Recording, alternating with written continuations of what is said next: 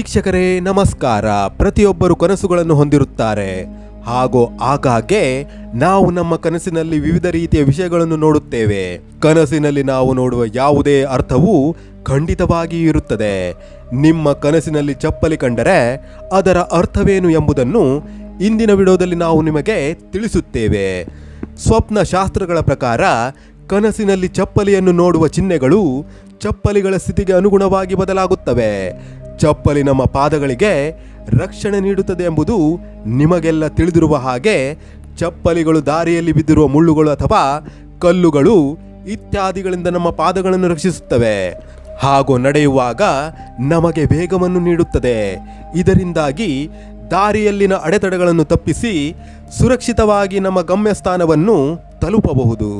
ಚಪ್ಪಲಿ ಇತಿಹಾಸವನ್ನು ಗಮನಿಸಿದರೆ ಚಪ್ಪಲಿ ಧರಿಸುವ ಪದ್ಧತಿ ಪ್ರಾಚೀನ ಕಾಲದಿಂದಲೂ ಇದೆ. ಮೊದಲಿಗೆ ಮರದ ವೇದಿಕೆಯನ್ನು ನಿರ್ಮಿಸಲಾಯಿತು.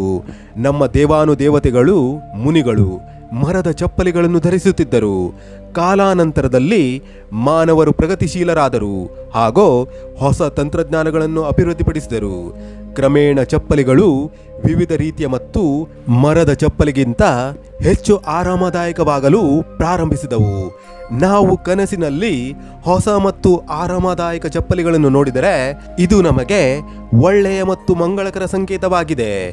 ಆದರೆ ಕನಸಿನಲ್ಲಿ ಹಳೆಯ ಮತ್ತು ಮುರಿದ ಚಪ್ಪಲಿಗಳನ್ನು ನಾವು ನೋಡಿದರೆ ಅದು ನಿಮಗೆ ಕೆಲವು ವಿಪತ್ತಿನ ಬಲವಾದ ಸಂಕೇತವಾಗಿದೆ ಎಂದು ಸ್ವಪ್ನಶಾಸ್ತ್ರದಲ್ಲಿ ನಂಬಲಾಗಿದೆ. ಕನಸಿನಲ್ಲಿ ಮರದ ಚಪ್ಪಲಿ ಕಂಡರೆ ಒಬ್ಬ ವ್ಯಕ್ತಿಯು ತನ್ನ ಕನಸಿನಲ್ಲಿ ಮರದ ಚಪ್ಪಲಿಗಳು ಅಥವಾ ಚಪ್ಪಲಿಗಳನ್ನು ನೋಡಿದರೆ ಅದು ತುಂಬಾ ಒಳ್ಳೆಯ ಸಂಕೇತವಾಗಿದೆ.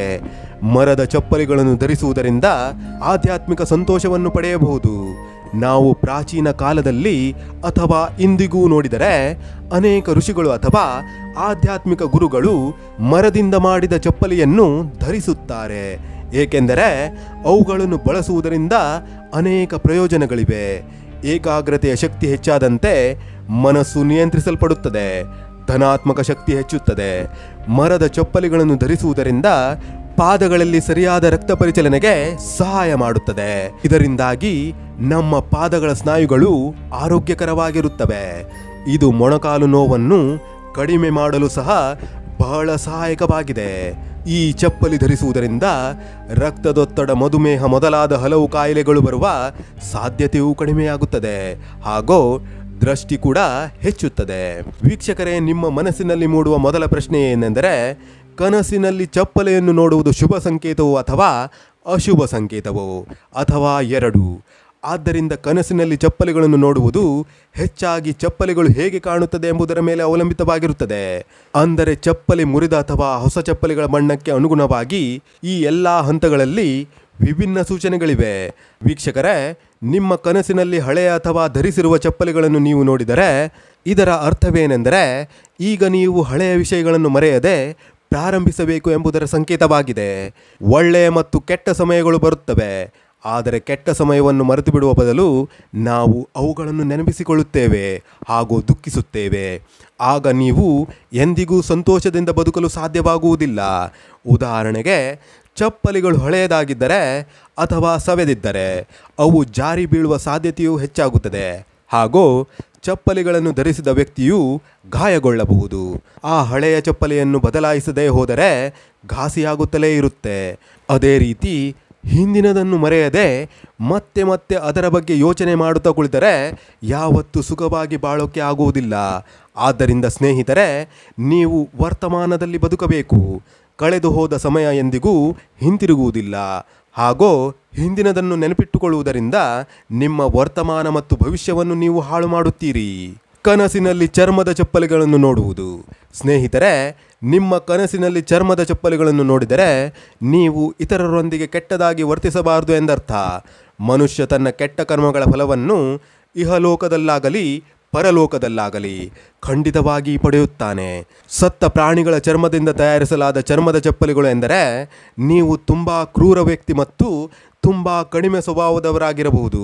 ನಿಮ್ಮ ಕನಸಿನಲ್ಲಿ ನೀವು ಚಪ್ಪಲಿಗಳನ್ನು ನೋಡುತ್ತಿರುವುದರಿಂದ ನೀವು ನಿಜವಾಗಿಯೂ ಕೋಪಗೊಂಡಿದ್ದೀರಿ ಅಥವಾ ಕೆಟ್ಟವರಾಗಿದ್ದೀರಿ ಎಂದು ಅರ್ಥವಲ್ಲ.